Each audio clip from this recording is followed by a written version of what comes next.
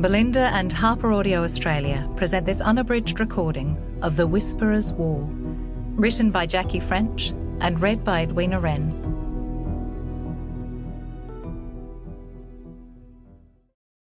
To Lisa and Julia, thank you for sending me time-travelling again to write about royal myths and secrets, so stubbornly kept for over 100 years.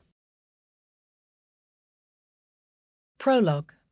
Claverton Castle, 30 September 1938. Fish pie, a delicate dish for an invalid. Ingredients: potato topping, 6 boiled potatoes, 2 steamed carrots, 8 tablespoons best butter, 6 tablespoons new cream, 6 tablespoons finely chopped chives.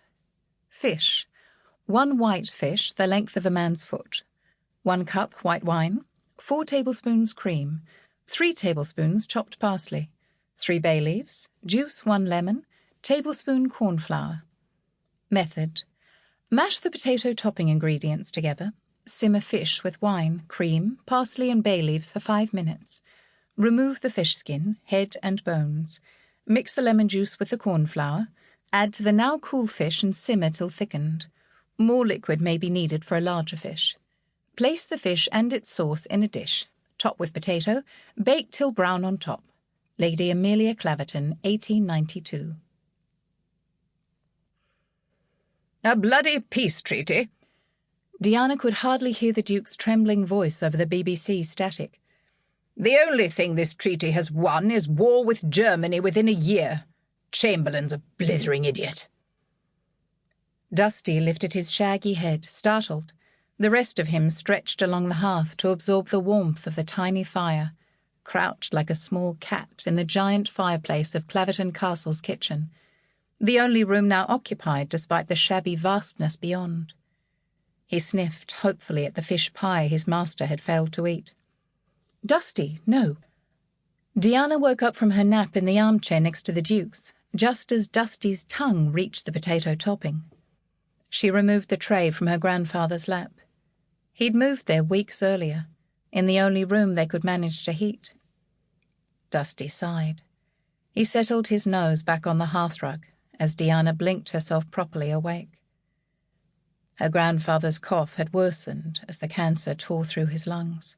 She'd had little sleep during her vigil the previous night, as he sipped morphia and vomited blood on her shoulder, and a long, hard day already. Only a few days to go now, the doctor had said, with the vague helplessness of a man who wished he could do more. The dream had come again in this afternoon's nap. It was the dream she'd had since childhood, walking between cliffs as a sunlit stream snaked over the stones at her feet. Once through those cliffs there'd be safety, but no matter how often the dream came to her, she could never find her way through. Maybe that's because there is no safety to be found in the world, she thought, even here at Claverton Castle. 20 years after the Great War, England was again on the brink of combat as Adolf Hitler invaded country after country to create the Greater Germany. London's office windows had been sandbagged. Air raid trenches were dug in public parks. Britons queued for hours for ration books and gas masks. Even the keepers at London Zoo had their firearms ready in case bombs freed lions or leopards to terrorise the city. But she'd had the dream long before the threat of war. The fashionable Freudians would say it had something to do with sex, but then they said that about everything. She couldn't understand the fuss about sex. She'd never felt desire for a man nor a woman either.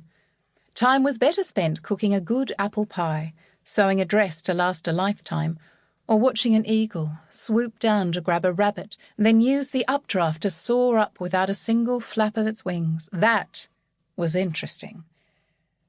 Yet the limited convolutions of 2 bodies seemed as fascinating to most people as war and sport. At least one could dodge football matches. There seemed little chance of avoiding war.